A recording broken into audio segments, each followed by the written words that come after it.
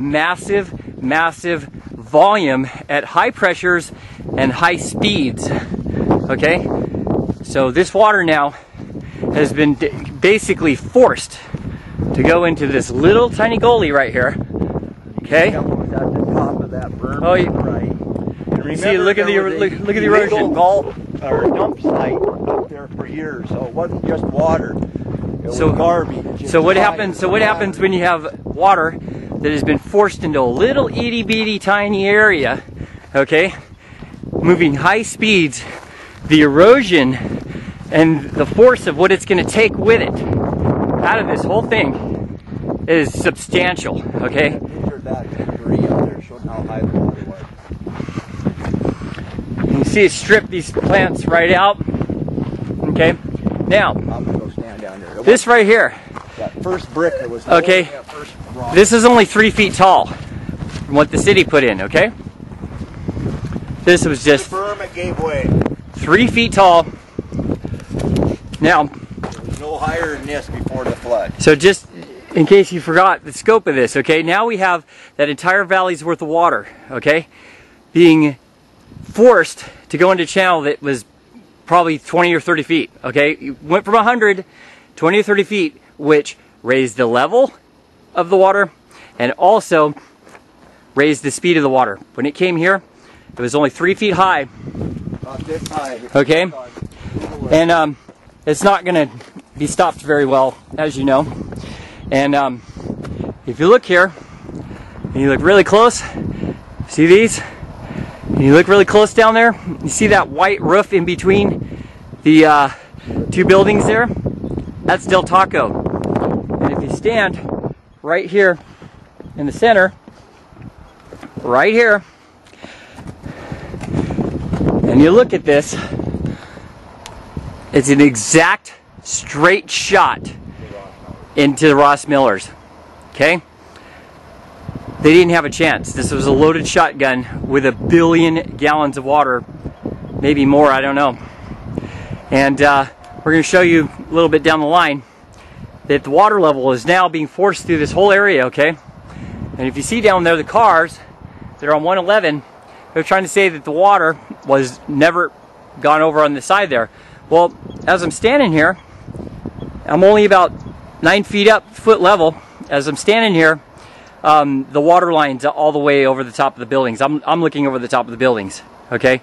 So this water that's moving high speed, that's just ripping right through here, eroding everything, pulling the entire dump site out, is now headed towards that chain link fence. And those diverters were not here. And the diverters, by the way, were not here. The city put this in, okay? The city put all of this in after the Ross Millers lost their entire property, okay? And belongings. And belongings, okay?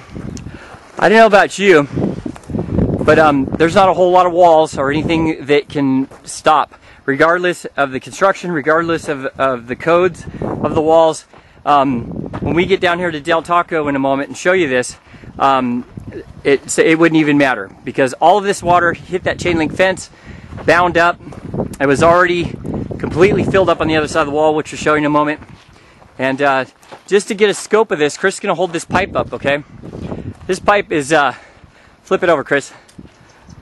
This pipe's 9 feet high, okay? And the water was well above this when it came through this channel. Okay, came right over these berms on the other side over there, pulled a bunch of stuff in from the trailer park. It was well over this high.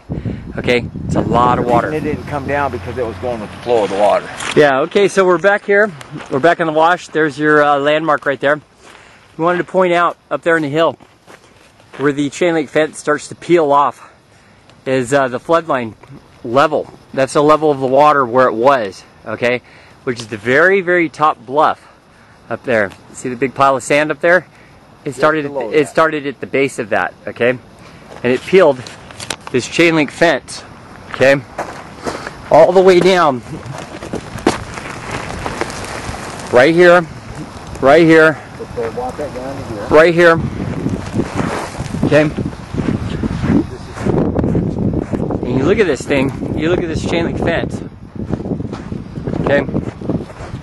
This is not done by a car or coyotes or anything else. You can see all the flood debris still in here if you look up close here. All the flood debris, okay? It just peeled this fence. Look at this thing. All the way up to the top of the hill there, okay? Right in here, you can just barely catch.